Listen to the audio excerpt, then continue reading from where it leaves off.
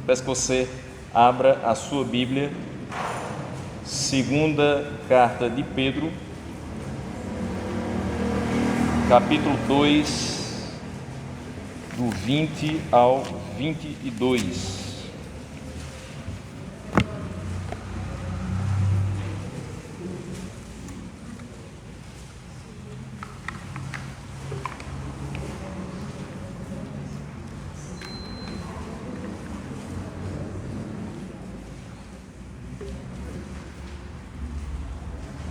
Segunda Pedro 2, do 20 ao 22, terminando esse segundo capítulo,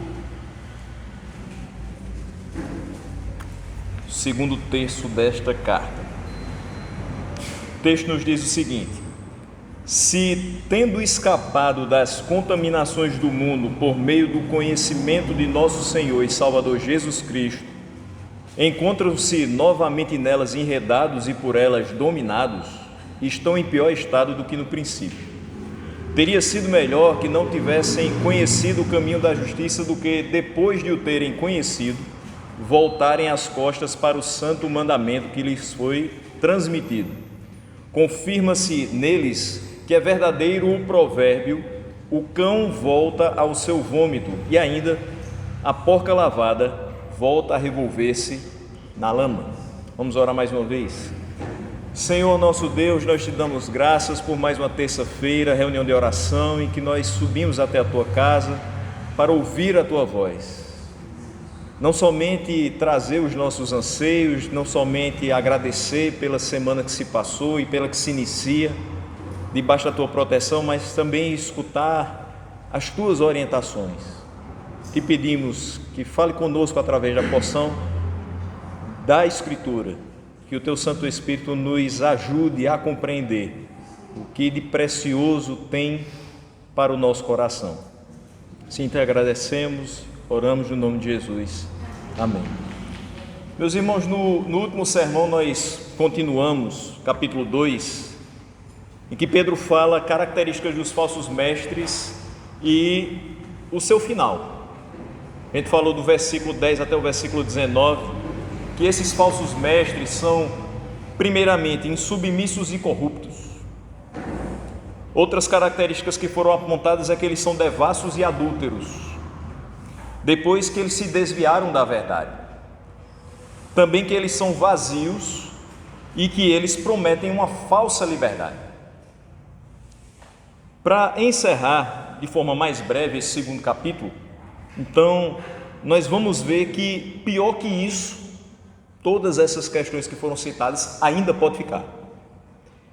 Mas não sairemos daqui hoje sem a certeza de que em Cristo há solução para o engano em que eles vivem e convencem outros a viver também. Começando do versículo 20, o que é que nós temos? Se, tendo escapado das contaminações do mundo por meio do conhecimento de nosso Senhor e Salvador Jesus Cristo, encontram-se novamente nelas, nas contaminações, enredados e por elas dominados, estão em pior estado do que no princípio. Eu começo explicando a quem se dirige esse versículo. Versículo 18, Pedro fala o seguinte: dos que estão quase conseguindo fugir daqueles que vivem no erro. Veja só, finalzinho do versículo 18 ele diz: com palavras de vaidosa arrogância, provocando os desejos libertinos da carne, seduzem os que estão quase conseguindo fugir daqueles que vivem no erro. De quem Pedro está falando no versículo 18? Dos novos convertidos. Foi isso que eu falei no último sermão, há exatas 3 semanas. E aí, nesse ponto, quando Pedro fala dos novos convertidos, os falsos mestres estão procurando enganar aqueles que ainda estão amadurecendo na fé. Às vezes essas pessoas que estão ainda amadurecendo na fé apresentam algumas inconsistências teológicas. Não dá para você cobrar de uma pessoa que está há 1 ano na igreja, há 1 ano estudando a palavra, a maturidade cristã de uma pessoa que está há 20 anos dentro da igreja, escutando sermão, sendo alimentado, estudando, meditando na palavra de Deus. E é justamente pegando esse gancho da inconsistência teológica, do pouco conhecimento, dessa vulnerabilidade dessas pessoas, que eles tentam seduzi-las ao engano. Só que No versículo 20, Pedro não está falando desses novos convertidos. Ele está falando que esses que escaparam das contaminações são os falsos mestres. Perceba que antes, na porção anterior, a gente também já viu que essas pessoas, esses falsos mestres, já fizeram parte do grupo chamado de Igreja do Senhor, no versículo 15, quando ele diz: eles abandonaram o caminho reto e se desviaram. Então eles chegaram a seguir um caminho reto, mesmo que não fossem novos nascidos, novas criaturas, mas eles estavam no caminho reto. Era aquela coisa, eles pareciam crentes, falavam como crentes, até cheiravam como crentes, mas não eram dos nossos. E aí eles abandonaram em algum momento esse caminho reto e se desviaram. Nesse desvio eles quiseram levar várias outras pessoas, os novos convertidos. Só que com algum conhecimento, durante um certo tempo, eles escaparam das contaminações do mundo, por meio da palavra, por meio do conhecimento do nosso Senhor e Salvador Jesus Cristo. Só que agora eles encontram-se novamente nessas contaminações, enredados e por elas dominados.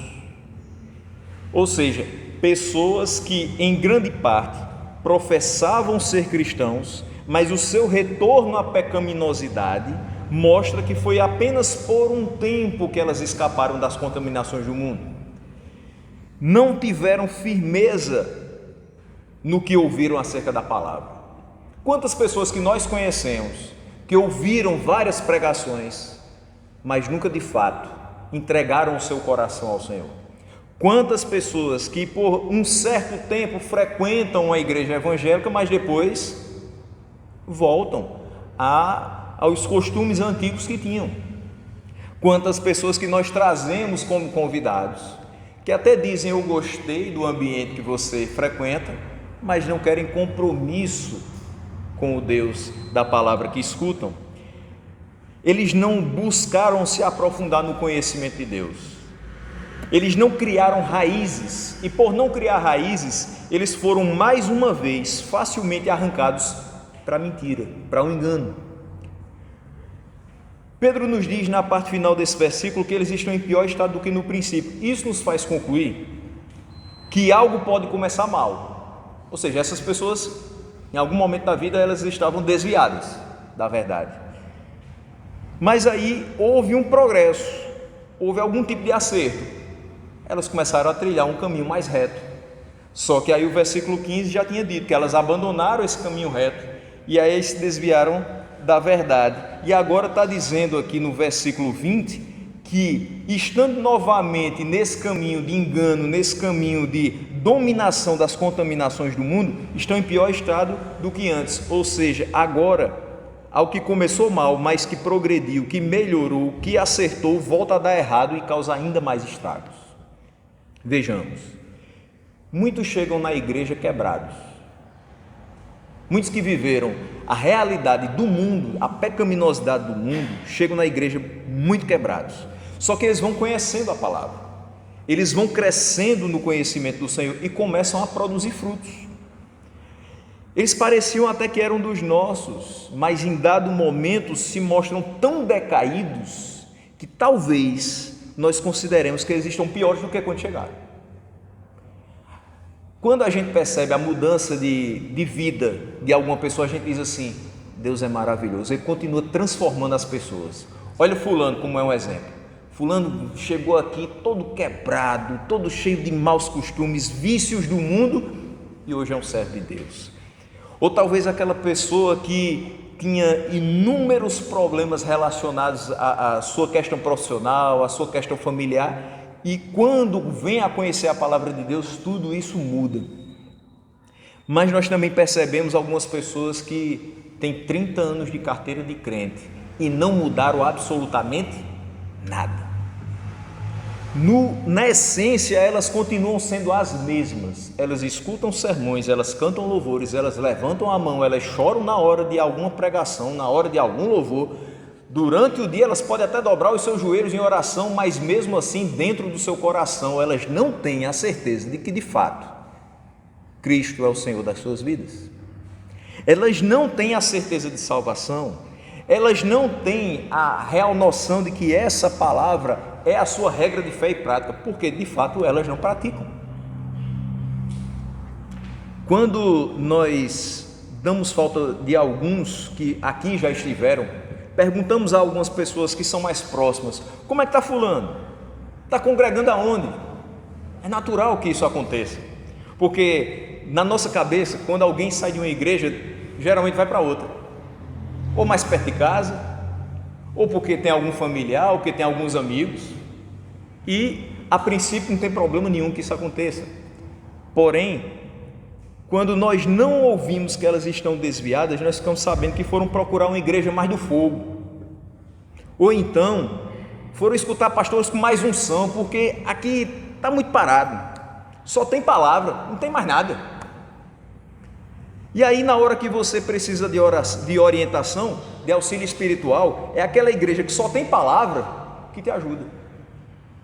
Não é a igreja do movimento, é a igreja que preza por orientação, e a orientação você só encontra na palavra. Se eu saísse aqui no meio da igreja marchando e cortando o laço, você ia sair daqui tão vazio quando você entrou. Mas se você sair daqui depois de escutar a palavra de Deus pregada por intermédio desse vaso, mas na dependência do Espírito Santo, certamente você sai com alguma coisa muito proveitosa do seu coração. Nós precisamos de orientação todos os dias da nossa vida, e nós subimos à casa do Senhor buscando isso, que o Senhor fale conosco, para que a gente viva de uma forma que o glorifique. Então nós precisamos dessa igreja mesmo, que às vezes pode parecer parada para alguns, pode parecer não muito do fogo para outros, mas o calor está dentro do nosso coração. É o calor e é o sentimento de estarmos aquecidos pelo amor do Senhor. É isso que importa. E nós sabemos que a palavra nos garante essa certeza. Mas, via de regra, para prosperar, na linguagem hoje que a gente tanto escuta, para vencer, para conquistar, algumas pessoas vão atrás de falsos ensinos, só que elas esquecem que esses falsos ensinos já prejudicaram ela antes. Prejudicaram ela lá atrás, não somente elas, outras pessoas também. O problema é que essas pessoas podem arrastar outras consigo. Às vezes a gente tem uma colocação até errada, de dizer assim: fulano foi para aquela igreja, tudo bem, Deus vá com ele, aqui não faz falta. Faz sim. Uma pessoa que se desvia para ir atrás de falsos ensinos é uma perda muito grande. Uma pessoa que sai daqui e deixa de escutar a palavra e vai escutar fábulas profanas é uma perda irreparável. Agora, o problema não é só que ela saiu, o problema é quando ela leva outros com ela, é quando ela tem uma certa influência e consegue levar um grupo. É quando aquela pessoa diz assim: ei fulano, vem comigo esse domingo, lá é tão bom. E a pessoa diz: é mesmo? Lá tem tudo que lá não tem. É mesmo? Essa curiosidade às vezes faz com que pessoas busquem os mesmos falsos ensinos que fizeram a outra se desviar. O fim dessas pessoas, infelizmente, vai ser trágico, porque elas seguem enganando e desviando os que têm pouca base, firmeza na doutrina. Porque, sinceramente, eu não tenho tanto tempo assim de evangelho, tenho só o tempo da minha vida. Minha vida ainda está curta. Mas, se alguém chegar para mim hoje e disser assim: vamos ali que tem um negócio interessante, um negócio novo, vamos buscar esse negócio novo, eu digo: não. Eu fico com o velho. Sabe por quê? Porque isso aqui é garantido, eu não vou atrás de duvidoso. Eu não preciso de uma nova unção, não preciso de uma nova revelação, porque ela já está aqui, já está fechado. Não vai ter nada mais que possa ser acrescentado a isso aqui, então não vou atrás de novidade. Isso não mais me atrai, não mais me comove e não me impulsiona a correr atrás. Mas demora, para a gente chegar no nível de maturidade espiritual, que a gente fique mais preparado para determinados convites. Infelizmente acontece, porque há descrentes que se parecem demais com crentes. Eu escutava uma pessoa numa conversa semana passada e ela dizia assim: rapaz, é porque fulano é bom demais, é porque ele só não é crente. Mas ele é honesto, ele é bom marido, ele é bom pai, ele trabalha bem na empresa dele, mas ele não é crente. Mas assim, sabe aquela pessoa assim que sabe que só falta ser crente? Falta tudo, né? Falta tudo, meu irmão. Sabe por quê? Porque esse cara que é isso tudo que você falou, no dia que der uma louca na cabeça dele, ele bate na mulher, ele enche a cara, ele desvia o dinheiro de pagar uma conta e sai com prostitutas. Por quê? Porque ele não tem um temor de Deus. Então ele deixa de ser esse quase crente para ser um condenado ao inferno. Não existe quase crente, não existe quase salvo, ou é ou não é. Não tem meio termo. Ou você é de Deus ou você não é. Ou você é filho da justiça ou você não é. Ou você vai ficar praticando iniquidades à torta e à direita. Inclusive há descrentes parecidos com crentes em posição de liderança. Quantos falsos mestres que têm arrebanhado multidões, eu fico impressionado. Se você olhar para qualquer rede social de pastores de Campina Grande, você vai perceber que nenhum deles, eu acho que nenhum deles deve ter mais do que 10 mil seguidores. Dificilmente. Mas tem uns falsos mestres que nem igreja tem. Eles são apenas da igreja facebookiana, instagracional, né? Mas eles arrebanham milhões de pessoas. Tem um que eu estava olhando, eu praticamente podia ser pai dele, de tão novo que ele é, para você ter ideia. E o menino já tem 2 milhões de seguidores. 2 milhões de pessoas, no mínimo, escutam os falsos ensinos desse rapaz. E sabe o que é que alimentam na vida dele? Viagens internacionais. Porque, como Pedro já falou em outra parte do mesmo capítulo 2, o que eles querem? Além do engano, ganância. Eles querem explorar você com histórias que eles mesmos inventaram. Então, em algum momento, vai desembocar na questão financeira. Não tem como.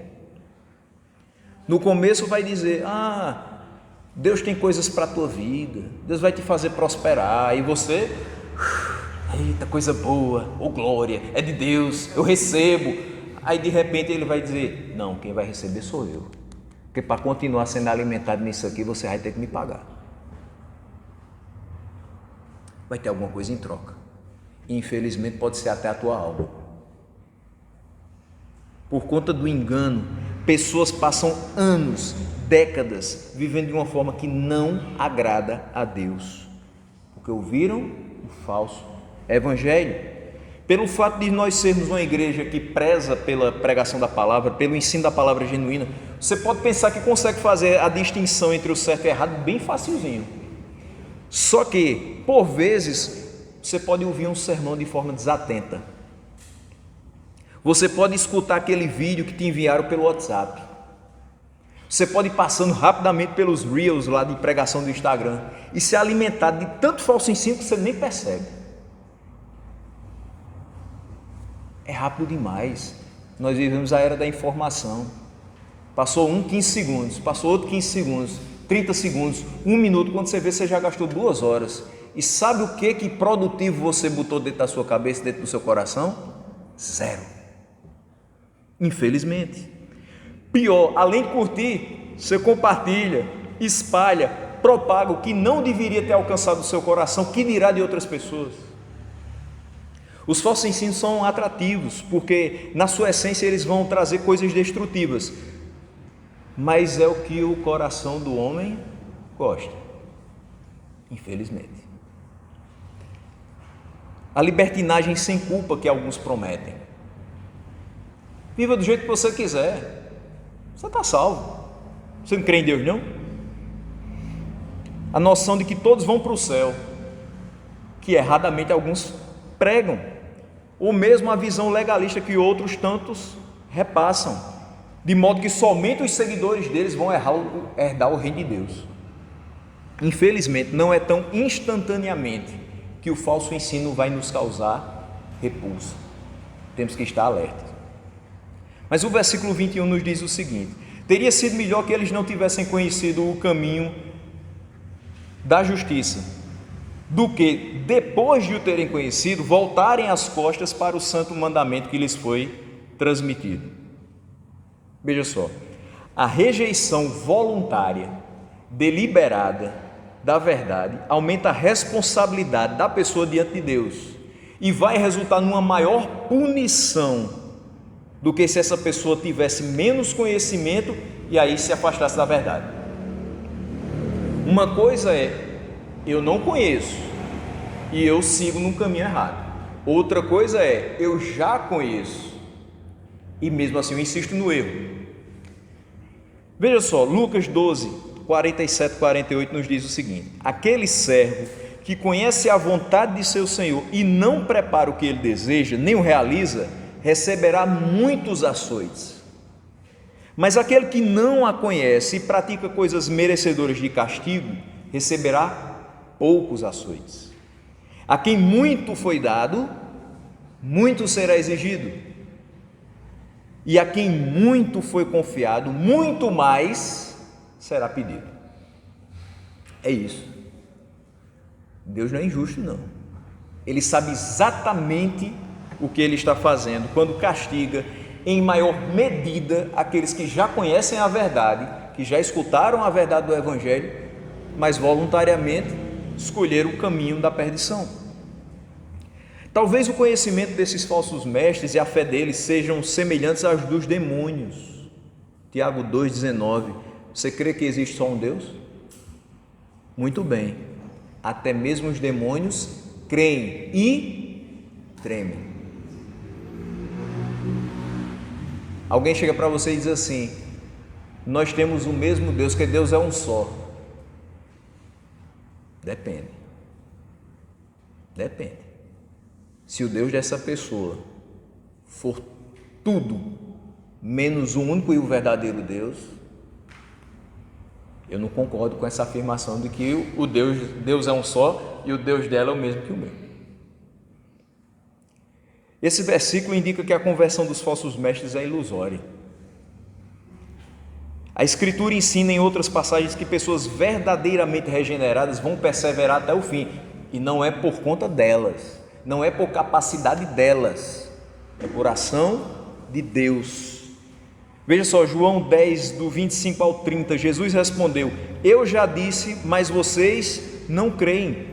As obras que eu realizo em nome de meu Pai falam por mim, mas vocês não creem, porque não são minhas ovelhas. As minhas ovelhas ouvem a minha voz, eu as conheço e elas me seguem.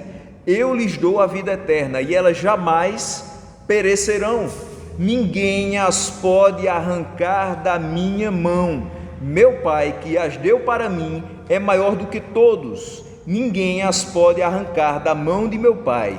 E eu e o Pai somos um. Ou seja, se você nasceu de novo, fique tranquilo. Mas se tem alguma coisa na sua vida, no seu caminhar, que denota que você não nasceu de novo, ainda há tempo. Busque. Peça ao Senhor que transforme o seu coração. Porque os falsos mestres pareciam ter nascido de novo, mas no final das contas, a destruição é o destino deles. Era melhor para eles não terem conhecido absolutamente nada. Era melhor a ignorância para eles. Eles experimentaram um pouco o que é andar longe da corrupção do mundo, mas voltaram a mostrar o que de fato sempre habitou seu coração. Uma das coisas que eu tenho percebido ao longo desses últimos anos, às vezes a gente observa as atitudes, a linguagem, a forma de se portar de alguma pessoa, e mais ultimamente as suas postagens, porque elas falam bastante de quem a pessoa é. E às vezes eu fico dizendo assim: por que ela fez isso? Por que ela se entregou a isso? Por que ela escolheu esse caminho? Por que ela está vivendo desse jeito? E sempre me vem à mente essa mesma questão: Isso é o que sempre habitou o seu coração. Não tem como. O que você crê vai sair. Na forma como você fala, na forma como você vive, na forma como você trata os outros, vai sair. Não tem como você dissimular o tempo todo que você é uma coisa se você crê em outra. A verdade, uma hora, aparece. E se a verdade uma hora aparece, o que está dentro de nós, uma hora, aparece. E quando aparece, nem sempre é o que a gente gostaria de ver. Aparentemente, essas pessoas estavam trilhando o caminho da salvação, mas elas nunca firmaram os seus pés nesse caminho. Nunca. Pedro não fala de pessoas aqui que perderam a salvação, até porque isso é impossível. Mas ele fala de pessoas que pareciam ser dos nossos, porém elas revelaram em determinado momento que elas nunca nasceram de novo de verdade. É gente que ouviu de Deus, teve algum conhecimento reunido durante anos de convívio com os crentes, mas nunca teve no seu coração nutrida a fé salvífica no nome do unigênito Filho de Deus. É o joio no meio do trigo, é o lobo em pele de cordeiro.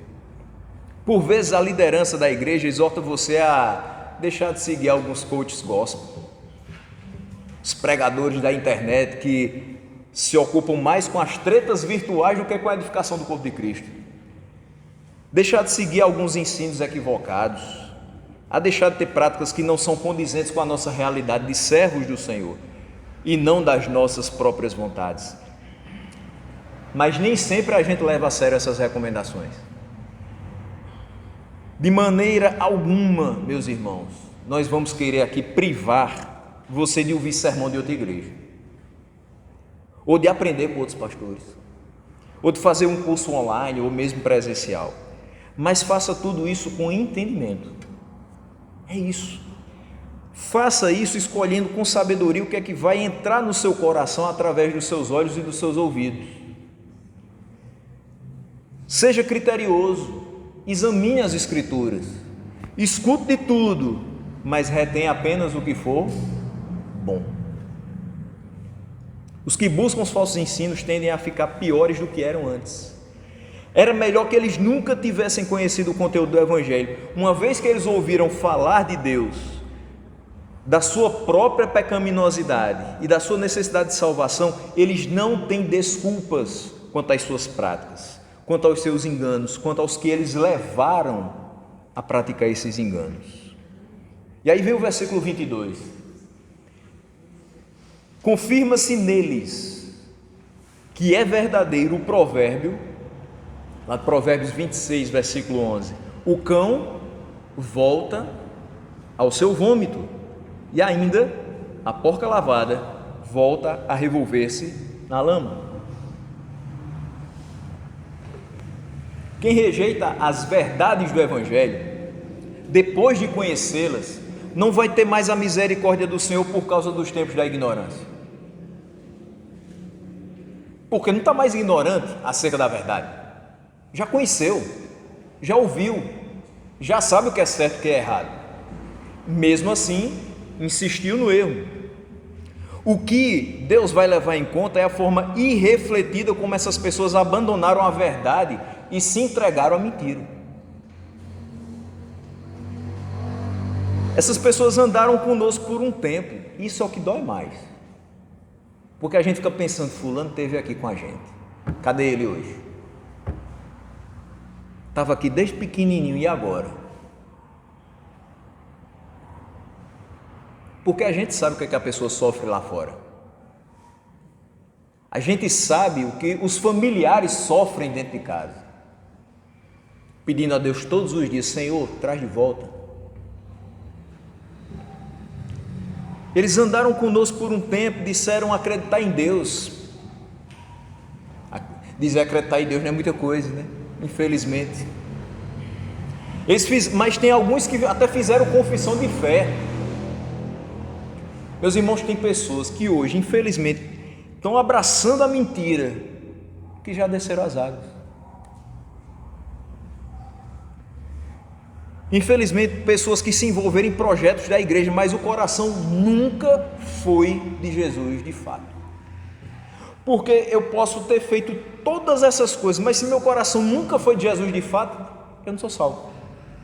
Se eu nunca criei para a salvação, pouco importa se eu fiz 10 ações missionárias,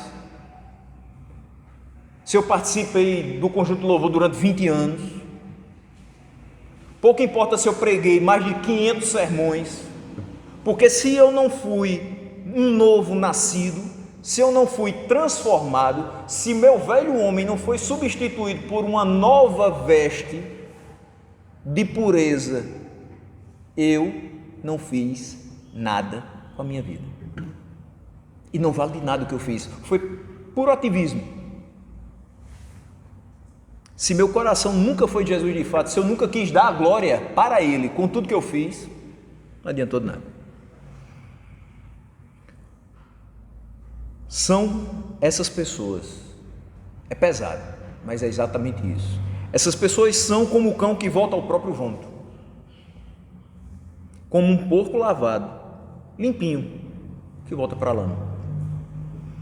Esse é o final dos falsos mestres. Alimentam-se das coisas repugnantes que eles mesmos produzem, acreditam nas próprias mentiras e por conta disso cada vez mais vai ser difícil voltar para a verdade. No fim de tudo, essas pessoas vão para o pai delas. Se você esteve aqui domingo, você escutou. Quem é o pai delas? Quem é o pai da mentira? A destruição é o ponto final da estrada trilhada pelos falsos mestres e seus seguidores. Preste bem atenção nisso. São os falsos mestres e os seus seguidores. Mas eu não preguei falsos ensinos, mas você ouviu, mas você guardou, e isso acaba virando a sua prática. Não tem como. É responsabilidade dos pastores identificar e retirar do aprisco esses lobos devoradores. Mas caso eles passem ilesos à análise de pastores, certamente não vão conseguir escapar das mãos de um Deus irado contra eles. Não tem como. Pode ser que um dia eu erre numa análise, eu me engane com alguma pessoa e eu diga assim, essa pessoa é uma bênção. Só que essa bênção para Jesus pode não ser. Da minha mão escapa, da dele não. Não adianta, pode enganar o mundo todo, mas não engana quem o criou. O que Pedro tinha em mente é sucintamente o seguinte: o Evangelho é uma medicina, é um remédio que nos purifica por meio desse vômito nauseante. Tem remédio que a gente toma e provoca esse vômito e sai o quê? Toxina, sai tudo que não presta, tudo que está dentro de você e que não está sendo produtivo, vai sair. Só que tem muitos cães que ingerem de novo o que haviam colocado para fora, para a sua própria ruína. Graficamente é horrível, só imaginar a cena é horrível. Imagine isso acontecendo com a pessoa, de fato, na sua vida. Pedro também tinha em mente que o Evangelho é como uma lavagem que purifica todas as nossas imundícias, mas que há muitos porcos que logo após haver se lavado rolam de novo na lama. Você tem um mau trabalho para dar banho naquele animalzinho. Ele está limpo, perfeito. Aí o que ele faz? Bota por lamaçal. Aí você tira ele, lava ele, volta. Ao mesmo tempo, os santos são despertados para que atentem bem para si mesmos. Nós somos chamados a ter atenção com a gente, com a nossa própria realidade, com a nossa própria vida, a não ser que a gente queira também ser considerado como cães e porcos. Mas eu disse no início que a gente não sairia daqui hoje sem um toque de esperança, sem que a gente tivesse a certeza de que há solução para os falsos mestres e os seus seguidores, A gente sabe que se eles chegarem ao fim das suas vidas sem arrependimento, a destruição é o ponto final das suas vidas. Porém, ainda há tempo de quem é falso mestre se arrepender. Como a gente sempre fala aqui, não podemos fechar a porta do céu para ninguém. A pior pessoa que você conhece tem solução. Se não tem necessidade da gente estar pregando aqui, não faz sentido a gente pregar sobre um amor que transforma, sobre uma verdade que liberta, não tem sentido. Se a gente não crê que isso pode acontecer. Que aquela pior pessoa que a gente conhece, aquela que a gente diz assim, e às vezes a gente diz até erradamente, isso aí tem jeito não. Tem jeito não. Conversa não tem jeito. Apanha da vida e não tem jeito. Tem. Porque a pessoa não muda apanhando da vida. A pessoa muda sendo encontrada por Cristo. A pessoa muda sendo atraída pelo Evangelho. É isso que acontece. Ainda há tempo dos seguidores dos falsos mestres abandonarem o engano e conhecerem a verdade que liberta. Se o Filho do Homem vos libertar, verdadeiramente sereis livres. João 8,36. Meus irmãos, quanto mais nós nos enchermos do conhecimento do Senhor, menos atados às amarras do pecado nós seremos.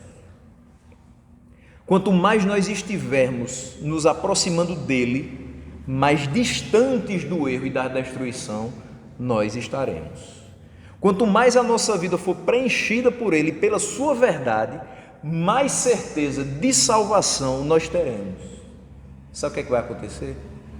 Nós vamos louvar ao Senhor e nós vamos engrandecer mais e mais aquele que nos concede dia após dia da sua graça e da sua misericórdia. Por isso, nesse dia de culto de oração, a nossa oração deve ser para que as máscaras caiam, que os falsos mestres sejam revelados e que os seus seguidores conheçam a verdade através do Evangelho. E que Deus nos dê a graça de que seja por nosso intermédio, que possamos pregar a eles, que eles possam ouvir da verdade, possam se arrepender dos seus maus caminhos e possam começar a invocar o nome do Senhor. Porque, como diz o profeta Joel, no seu capítulo 2, todo aquele que invocar o nome do Senhor será salvo. É isso que nós desejamos, é que eles sejam salvos, mas só somos salvos pela graça, mediante a fé, e a fé apenas na pessoa do único e verdadeiro Filho de Deus, Jesus Cristo de Nazaré.